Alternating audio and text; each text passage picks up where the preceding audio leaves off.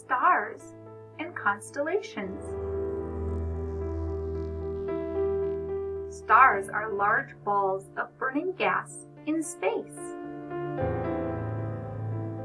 Stars can be different colors and different sizes. Some stars are blue. Some stars are red. Some stars are yellow. Some stars are orange. Why are stars all different colors? The color of a star depends on a star's temperature. The hottest stars are blue, and cooler ones are red or red-brown.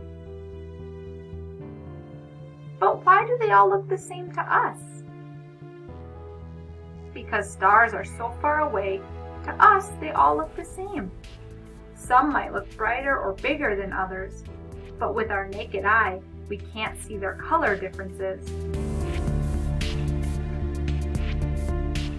Scientists study stars by using a tool called a telescope. A telescope allows you to see things far away.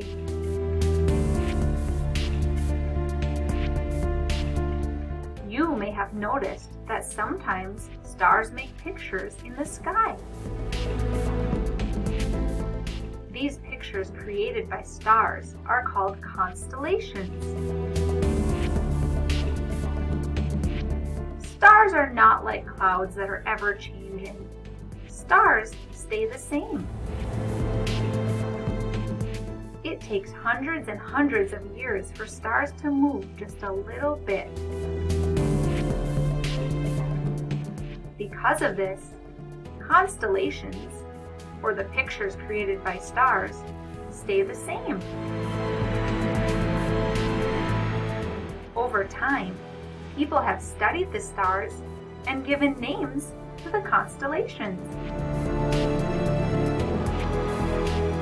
You may have heard of some of these constellations. The Big Dipper,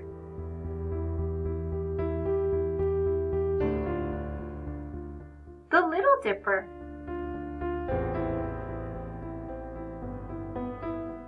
Orion's Belt,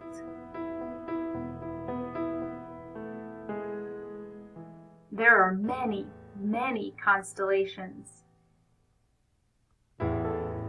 Next time you are outside on a dark, clear night, look up to the sky and see what you can see. My name's Kelly Ricks, and I'm an astronomy ranger at Bryce Canyon National Park.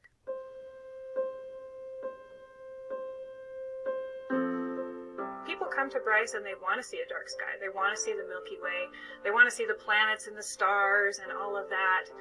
The better that they know that, the more deeply they can see it, the more meaningful experience they go home with, and the more they start to notice how they might be able to affect their own skies at home for the better. When people come to Bryce Canyon, it's my job as an astronomy ranger to introduce them to the sky, to help put themselves in the context of, we're living on a planet, orbiting a star in the outer arm of the Milky Way galaxy, which you can see stretching from horizon to horizon many times throughout the year at Bryce Canyon. And when we bring out the telescopes, it's not about the technology. It's about looking deeper into that already very, very deep sky. I love watching the Milky Way rise above the rim. Head out to Sunrise Point is maybe my favorite spot. There are times we'll be out with the telescopes looking at planets and stars and nebulae, and a visitor will come up to me and say, "Hey, what are those clouds that are rising over there?" I say, "That's the Milky Way." And they'll just be speechless. My first experience looking through a telescope, always comes back to me. When I first looked at Jupiter and saw its moons, I remember how excited I was, how completely my mind was blown. And I am giving that experience to visitors who come here. And I'll see that light in their eyes when I tell them what it is they're looking at, how far away it is. And that, to me, is such a thrill. Giving other people that same magical experience that I had when I very first looked through a telescope. When I get kids coming up to my telescope, I absolutely love it because they've got these great, sharp, observant eyes. Kids see so many more things than adults do frequently. Kids will see color so much more richly. They'll describe it more vividly. They have such great imaginations. When you go out and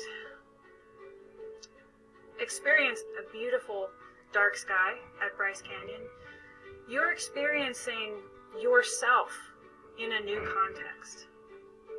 When I talk about being on a planet, orbiting a star in the galaxy, where else do you get that sense of orientation, that expanded sense of what it means to be home on planet Earth? On the one hand, it makes you feel very, very tiny.